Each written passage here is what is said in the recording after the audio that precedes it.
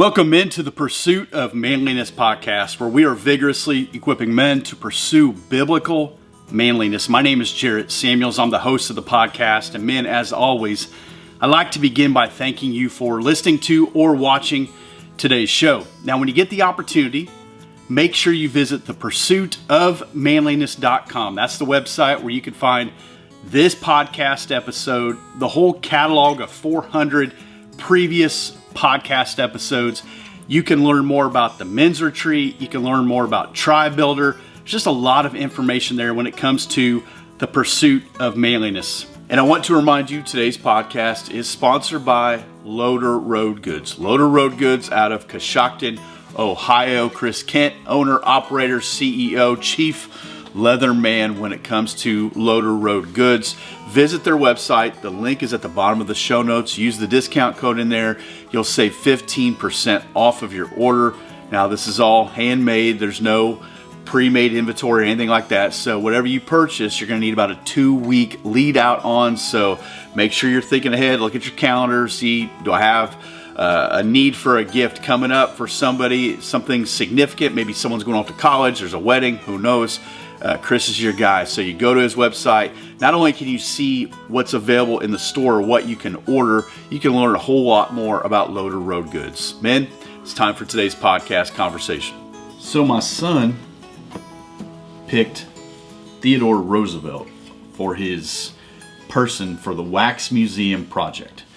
When I say my son picked Theodore Roosevelt, what I mean is I told him write Theodore Roosevelt at the top of the list. And then he had 4 other names that he put under there, knowing, 1, we wanted Theodore Roosevelt, and 2, perhaps the teacher would allow him to be that person for their wax museum, which is essentially a room full of 5th graders dressed like their person with one of those science project trifold things with some pictures and facts about them. And then as you come to that person, they stop being the wax person, they start being the person, or they stop being wax, they come to life. So he'll talk like Theodore Roosevelt. By the time you're listening to this or watching this, that ship has sailed. He's already done it. But it's caused me to, every once in a while, I just get in the thick of it when it comes to Theodore Roosevelt. I think it was, what am I looking at?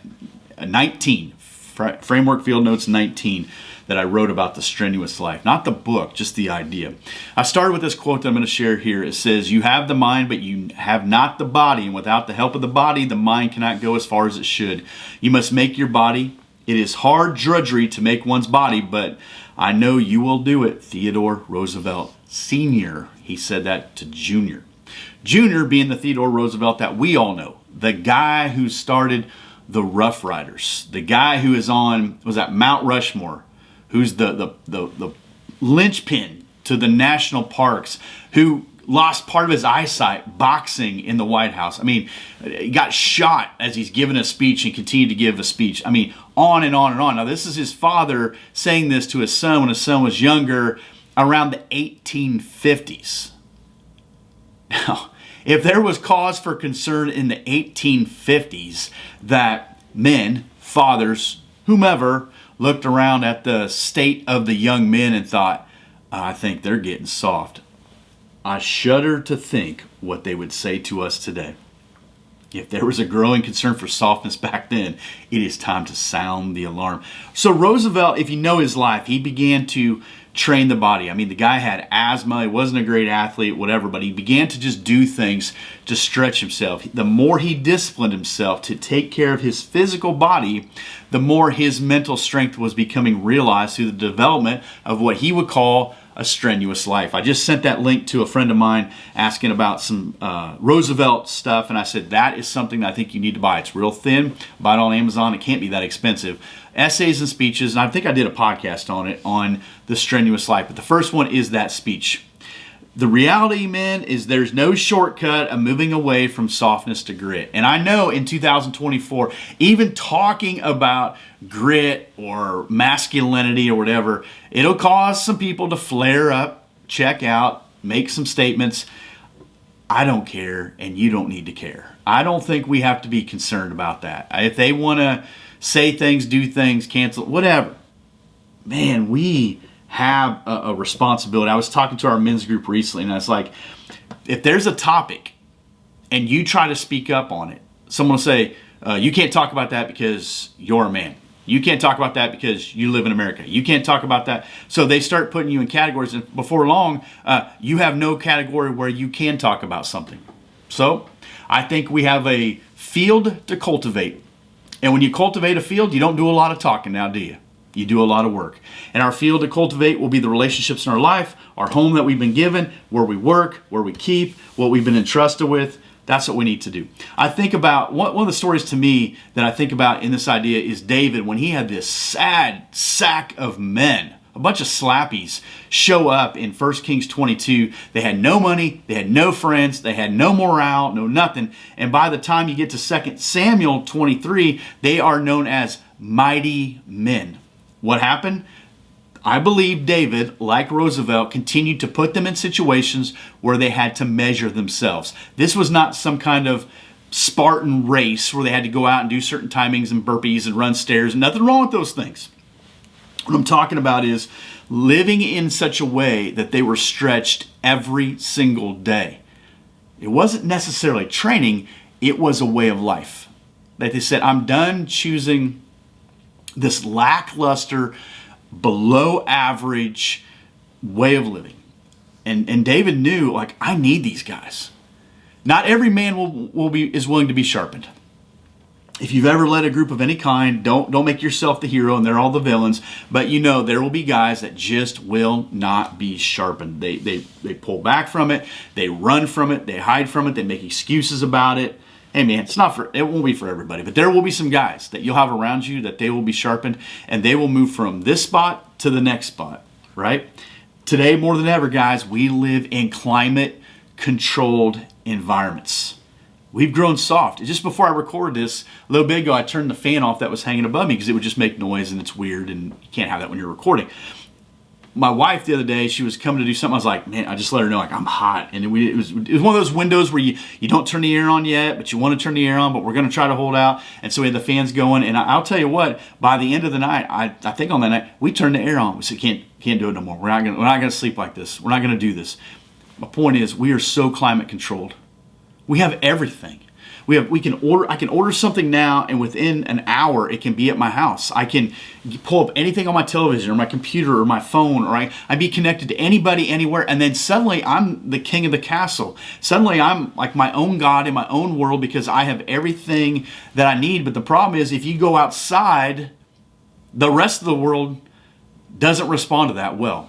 And if you ever go to a place where there are elements beyond your control, you're going to realize nature wins, right? And so it's good to get outside. It's good to stretch yourself. It's good to, break a sweat, get some calluses, do some things that will challenge you, right? The truth is this: nothing in your life will change until you begin to hate the reality that you are limiting yourself and you are hurting other people by your laziness and self-centered approach to life. If they were concerned about men in the 1850s, what is that? 170 years later. What are we now? And please don't measure yourself by the man to your left or right. Consider yourself just individually. God, you have created me for a finite amount of time on this planet. I came from dust, I'll return to dust. I'm only here for just a little bit. What am I really here for? It cannot be to have the best cable package, to exert all my emotional and relational energy on my sports team, or to live and die on political hills, or to collect and amass the largest whatever of this, that, or the other, or to have all these different experiences. Like, what am I really here for? And how much of my life is just about me? Like, well, I don't have that much time, so I'm going to do all the things I want to do. You can do that. I've shared before, talking to a friend about someone that a lot of us would know, and I wouldn't say we know well, but we're very aware of, and how they have such a disciplined life. But the more you learn about that individual, the more you realize they have no real relationships in their life that they are responsible to. Every person in their life is to assist them to be who they want to be, not who that person wants to be. I said, so if you want to have a wife and you want to have kids and you want to have a job, you're not going to be able to live a life like that. You're going to have to live a life that you're aware of other people. But listen, if you've made it this far without saying, boy, he's just cranky today, isn't he? If you like things the way they are, I would say don't change anything, but that's not true. Because if you don't change anything, then everything kind of moves backwards, right? But if you say, I kind of like the way they are, and I think everything just kind of works out in the end, then keep doing what you're doing and don't read this book. Don't read the Bible. Don't read that book, because you're going to realize you have a responsibility.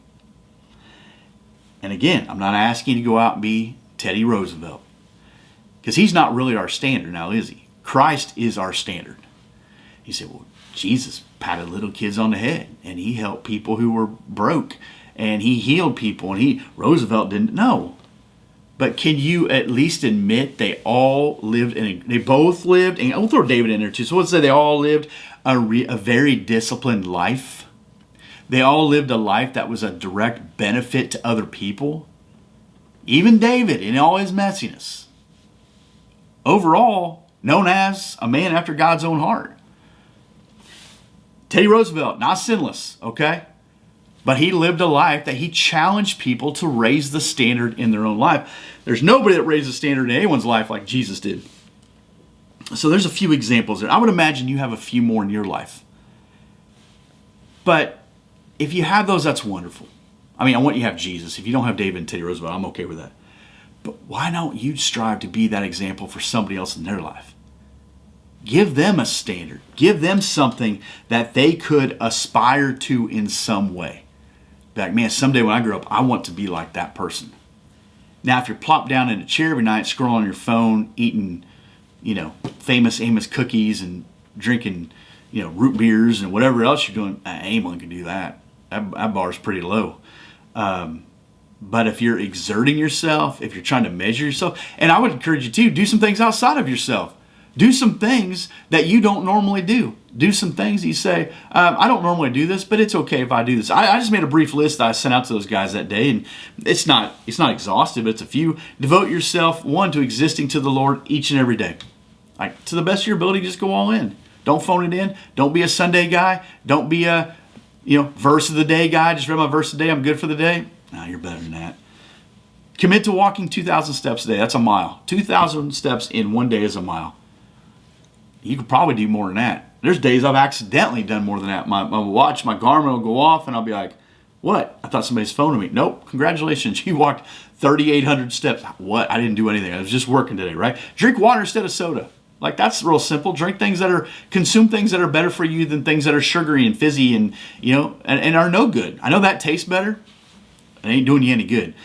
Eat less sugar. Eat things that are better for you. Just try to find ways that you can practice discipline, physical, mental discipline, and just see what happens. And you don't have to tell everybody about it. I was telling someone recently that at my kid's soccer game, a game happened before ours, and so when the game is over, all the parents and grandparents who have all these folding chairs and umbrellas and carts with all their junk, and they all got dogs, and they all got beverages, and it looks like the Israelites fleeing Egypt at every one of these soccer games, and everybody's got to sit on the touchline right there, and they don't have a clue what they're doing and realize the ball's going to smack you in the face, and they all want to get in the middle, as if they purchased a ticket. And I'm watching these people like jockey and try to move their chair in, and I got my spot, and then two more people come like mid-game, and so they take two more spots, so the person next to them now gets boxed out. It's exhausting to watch parents and grandparents at youth sports. You guys are exhausting, and I'm part of it. What I decide is I'm going to stay back about 15 feet. I can see over everybody who's sitting down, unless you got one of them weird umbrella shade chairs because you don't want any sun on you. But I can see over everybody. I got my space, and you know what it tells me? I don't need to be up there. My kid knows I'm here. I can see plenty here. I'm not going to use extra energy to jockey for a position at the touchline when I can see from right here. And then it gives me freedom to move around a bit. And I just think that's how we live our life. We want to leverage what we want. Man, when you stretch yourself and say, I'm going to do it a little different, it really does change your focus. It's a slow process here. Get outside a lot. Do it often, every day, for a while. Get outside. It's raining. Get outside. Get an umbrella. Stay in your garage. It's snowing. Go outside. Like some people, walk in the snow barefoot or shovel the driveway. I've already did it. Shovel the neighbor's driveway. It's a tornado warning. Well, if you're in the Midwest, you go outside and look at it anyways. You just watch the tornado, and that's how you get it on social media. But get outside a lot. Stop being inside so much. I know it's comfortable inside. That comfortable life is benefiting you not at all, okay? Maybe sleep outdoors. Go camping. Sleep on your deck. Sleep in the backyard. Sleep outdoors. We've done that. Put a tent up in the backyard, whatever. Just we're camping out here. HOA says you can't. I say I can. Go for a hike or swim. I'm a terrible swimmer. But, boy, nothing will get your heartbeat going like trying to swim a few laps. Go for a hike. Go for a walk. Every day, whatever. Do it often. Chop some firewood. Cut some boards up, whatever. Burn some things. Journal what you're doing with your life. Commit to the idea that you are stretching yourself beyond where you're at right now. If you stay where you're at right now, at some point, whatever you are able to do, you will no longer be able to do it. There will come a point where the knees are out, the feet are out, the eyes are out, whatever. Like we're going the wrong way, right? Like we're not getting healthier. There will come a point, if you don't use it, you will lose it. So, as we talked about last time, talking about changing our dietary habits and our sexual habits, maybe we look at those two things first. What am I eating? What am I consuming? What kind of physical capabilities do I really have? If I needed to carry my wife or my kids out of the house or get them out of a car, could I do it without wheezing, doubling over, and having to call the neighbor in for help? If not, well, let's start. If the whole grid went down, could you get food? Could you get water? Could you provide shelter? You're getting a little extreme here. Could you? Could you do it?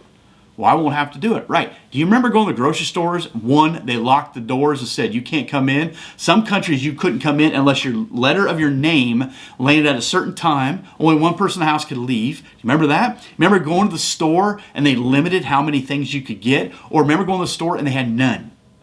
So that's happened. So I'm not being extreme. I'm just saying, can you acquire food? Can you collect water? Can you provide shelter? Maybe those are some things that you practice. Maybe those are some things you think about. If you had to walk a considerable distance, let's say from where I live now to the nearest grocery store is not that far. If it was open, let's say I have no vehicles, could I do it? Are you physically capable of doing these things? And as Roosevelt, his father was talking about, that mind and the body have to be connected. The more he pushed himself, the more he lived a strenuous life, the sharper his mind got. You read some of these guys, David's Psalms, some of the things Roosevelt wrote, some of the John Knox, Spurgeon, others, you look at them and say, how did they get to that point? They pushed themselves. They continue to push themselves till the day the Lord called them home. Men, if we were getting soft in the 1850s, I don't even want to know what we're doing right now. Wouldn't it be something if the men of God said, I'm going to live different. I'm just going to be different. I don't have to tell everyone about it. I'm not bragging about it. I'm just going to do some things different. I'm going to live that quiet life. I'm going to mind my own affairs. I'm going to work with my hands. And to the best of my ability, I'm going to depend on nobody. Amen. Thank you for listening. Thank you guys who watch. Let's keep pursuing biblical manliness.